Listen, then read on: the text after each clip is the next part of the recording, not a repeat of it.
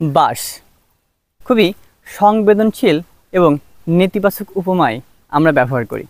কারোর জীবনে যদি বিশেষ কোনো ক্ষতি হয়ে যায় বা ক্ষতি হয়, সেক্ষেত্রে বলি বাঁশ খেয়েছে বা বাঁশ দিয়েছে।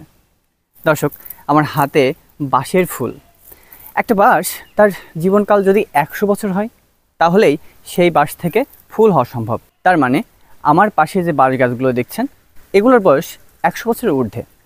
দেখেন কি চমৎকার ফুল হয়েছে, এবং এই ফুল খুবই সুগন্ধযুক্ত। এর কারণে মাছি আশপাশে ঘোরাঘুরি করে। এই পৃথিবীতে 300 প্রজাতির বাঁশ আছে। আমাদের বাংলাদেশে পাওয়া যায় 33 প্রজাতির।